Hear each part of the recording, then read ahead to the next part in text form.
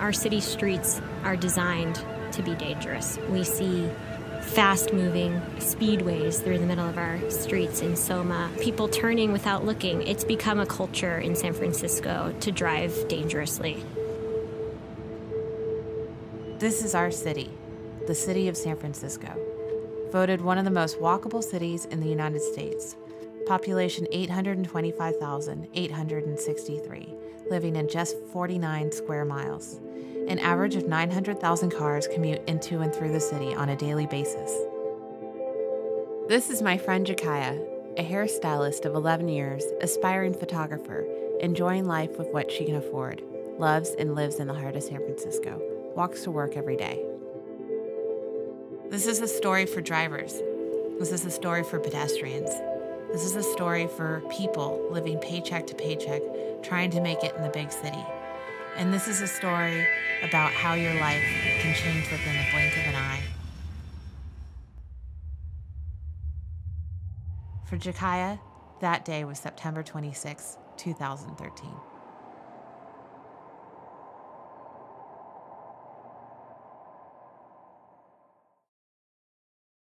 I was walking to work, and on the end of my block of where I live, I waited for the light to turn green and for the walk sign to come on. And as I walked into the crosswalk, not too far into it, next thing I know, I was hit. I open my eyes and I feel a lot of pain in my head.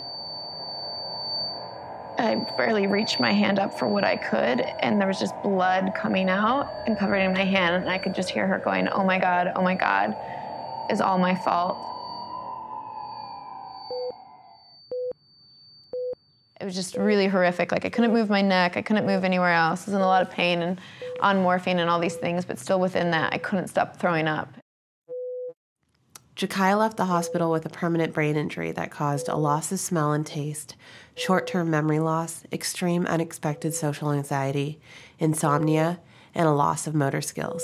To top it all off, she sought out legal representation but was told by several lawyers that they couldn't take the case because the defendant had little to no assets to sue for.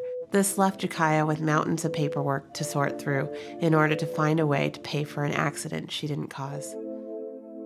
In the police report, the witness said that I had a green light and that she ran a red light, which wasn't investigated, but the police didn't ticket her, which apparently is protocol here, that unless they see somebody hit you, even though the person says they hit you, even though everyone around says they hit you, they still don't get a ticket. So while even being in the hospital or going back for appointments, speaking with the doctors or nurses, people will go, so what happened? And I say, I got hit by a car in a crosswalk.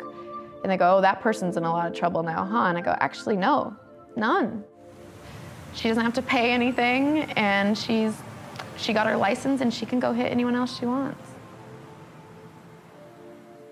After talking to Jikaiah about her traumatic experience, we wondered, why wasn't the driver held responsible for her actions?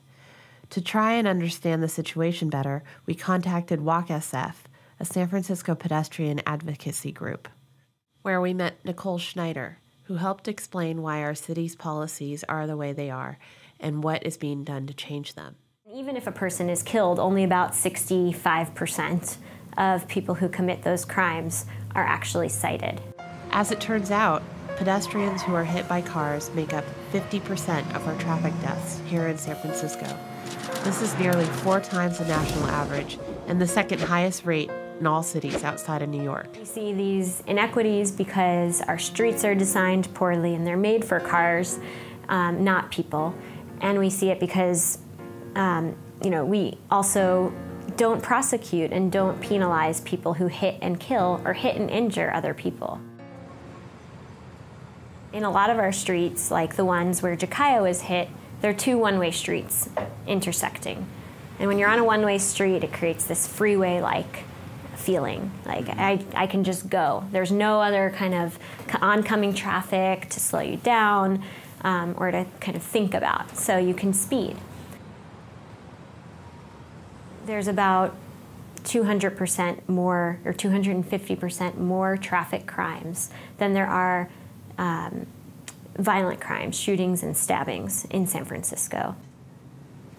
But we don't look at them as crimes. We look at them as accidents. And I think until we start changing that and really understanding that these are crimes, we're not going to see any change. So many questions ran through our heads as we tried to take in these staggering statistics. Questions like, so what is being done to change this? When will this all happen? And what can we do to help? We worked with the city to adopt what's called the pedestrian strategy. The strategy calls for a reduction in pedestrian crashes by 50% by 2021, and it lays out a series of ways to get there, from kind of city design and street design concepts to enforcement and working with SFPD and the DA's office. And Walk SF played a major role in getting that pedestrian strategy released, in coming up with the concept of the strategy, and sharing that data publicly and engaging the public in this process. But what about the people who are suffering from the damages of these kinds of accidents now? This question and many others are for our city council members and lawmakers. We asked a personal injury lawyer practicing here in San Francisco what his insights were on the current situation. The way the justice system is set up is that you really basically, unless they kill them, the civil arena is intended to compensate somebody. It's a rare day that it's intended to punish. You punish somebody, like you can get punitive damages in some instances, but it's challenging. It's very hard to actually get punitive damages in a case. We probably get about 40 cases a year. We only accept cases we think we can prevail on. It's frightening, and it needs to be changed. And like I said, this is something that we need to be vocal about, and we need to tell the police department, we're watching and we're waiting for you to set some policies up to make it fair for everybody on the road. Because right now, it's unfair, it's unjust, and pedestrians, everybody that walks, we all walk, we're all pedestrians at some point. We need to stand up and say, hey, I need to be protected. And whether that's at the city level or the state level or both, there needs to be change, and it needs to happen soon. It's been 4 months now since my friend's accident in September. She still struggles on a daily basis to recover from her injuries. She has finally made it back to work, but is now faced with the possibility of losing her apartment due to her lost wages and other financial costs that have accrued over the past 4 months. In one of the nation's most walkable cities, if a pedestrian is hit by a vehicle while having the right-of-way, there are typically no citations given or follow-up investigations conducted in order to hold the driver accountable for their actions. This forces the injured parties to rely on insurance companies to cover the damages. The minimum personal injury coverage will only make up for a fraction of the average cost of recovery. Lawyers are then sought out to help in recovering the bulk of the damages.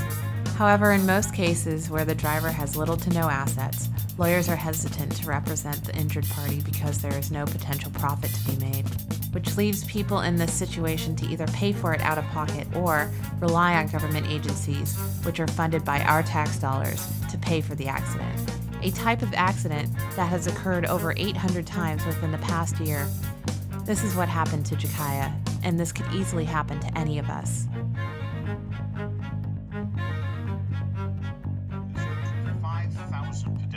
Police try to figure out exactly what happened out here. We know a young woman or a woman is dead, and a young man has come forward identifying himself to officers as the driver's repair, but there are still a lot of questions. His order has just left the scene with the victim, the driver, and the witnesses are immediately after the accident.